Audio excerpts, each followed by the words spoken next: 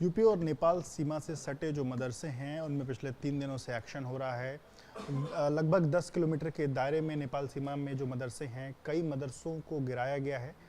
UP सरकार में अल्पसंख्यक कल्याण मंत्री ओम प्रकाश राजभर जी हमारे साथ हैं।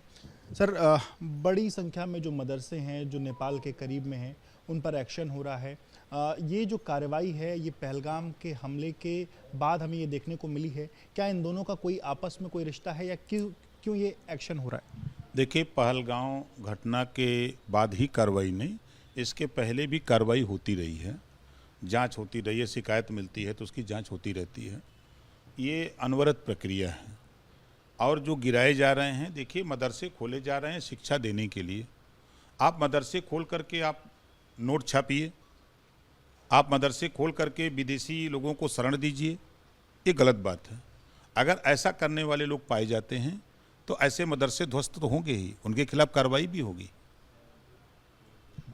कुछ दिनों पहले ये भी देखने में आया था, आप लोगों ने अलग अलग सर्वे भी कराए थे। एटीएस ने भी जो बॉर्डर एरियाज़ के मदरसे हैं उनकी जांच करी थी।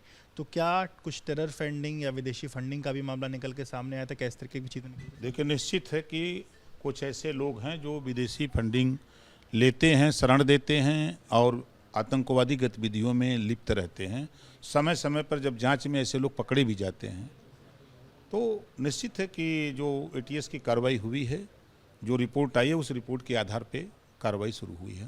एक चीज़ और, जिस तरीके से मदरसों पर जो एक्शन हो रहा है तो कई जगहों पर जो तमाम मौलाना हैं, मौलवी हैं, वो जिला प्रशासन के पास जा रहे हैं। वो कह रहे हैं कि हमारे पास मान्यता भले नहीं है लेकिन दीनी तालीम देने के लिए सुप्रीम कोर्ट का हमारे पास निर्देश, हम दीनी तालीम दे सकते हैं, क्यों हम पर एक्शन हो रहा है? देखिए, दीनी तालीम से आप दीजिए, लेकिन मदरसे में विदेशी लोगों को शरण मत दीजिए। मदरसों में आपके पास मान्यता नहीं है, आप नोट छापेंगे तो ये तो कार्रवाई होगी आपके खिलाफ, चूँकि गलत आप कर रहे हैं।